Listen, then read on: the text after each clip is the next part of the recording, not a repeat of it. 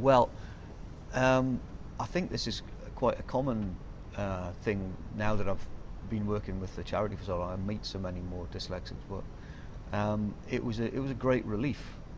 Um, I I had a brother who had Asperger's syndrome, and he wasn't diagnosed until he was around 40 years old, and it had been a dreadful problem in his life, simply because people thought he was really difficult. And literally, the moment he was diagnosed, the fact he was difficult became easy to explain. It wasn't that he was willfully difficult. It was that an aspect of of his behaviour that he didn't really have any control of was irritating to people. But at the minute that they knew that this wasn't something he had control of, it was something that everybody was comfortable with. And it was like that with me and the dyslexia. The minute that I felt, and I mean, it was like I'd been given a pardon for all of these my crimes of laziness, because I grew up from, it began around about the age of 10 or 11. People began to suggest that I was lazy about certain things, and looking back, it's so obvious all of these things revolved around reading and writing. And they began once I got into secondary school. Although I was a really good pupil, I was up there with 7 A's in my first 2 school reports. By the time schooling became much more dependent on reading and writing, so you're having to complete essays and hand them in on time, etc., and your essays had to be based on something that you'd read, that was just like kryptonite to me. It was a nightmare. And I was just dismissed by the teachers as being lazy.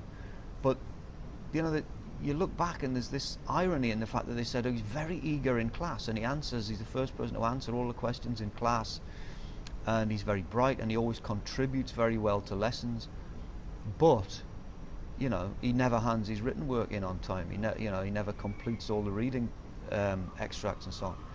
And when I was diagnosed, I sort of had this realization that, a bit like my brother being diagnosed, all of those problems that I'd gone through, they weren't something that I had control over. The problem was that it had been suggested to me throughout my life that I was willfully not doing these things. But of course the truth was that I was trying probably even harder than the other people in the class to achieve them. And I couldn't. And once I found that I couldn't, and once I was put down for it time and time again by the teachers, once I was accused of being lazy, and then other things knocked onto this, so I became cheeky and difficult in class, and then I would feel guilty about that, and I would try really hard to work. And I remember on one occasion, sort of one of those moments that's etched into your consciousness, I tried to borrow a pencil sharpener from a friend at a desk nearby, because I wanted to do this thing in history where I saw an opportunity for me to excel. It was about a medieval dwelling, and I thought, well, I can draw it really well, because they asked you to draw it, And I got up to try and borrow this pencil from this guy, and the teacher says, oh no, you can't get up from your seat. That's against the rules. You're in detention, you're going to get a detention for this. And I said, but I'm just trying to borrow a pencil sharpener. I'm trying to do the work. I'm trying to do the work really well. And I was seen, because I tried to explain myself, that was seen as being an additional problem in schools. That was a problem of discipline that I was answering back, And I, at that point, it was almost like a pivotal moment. I thought, right, if you are going to think that I am some ill-disciplined, lazy kid, then that's how I'm going to behave. And it's almost like a cliche for dyslexics that you're told that you can't do things as well as other kids. You're trying, you become sort of disenfranchised from the whole experience, and then you become rebellious, and you become you become more of a problem in the class than you were just when you couldn't complete the written tasks, and so that's the sort of story of my life, really, up to the point where I was diagnosed.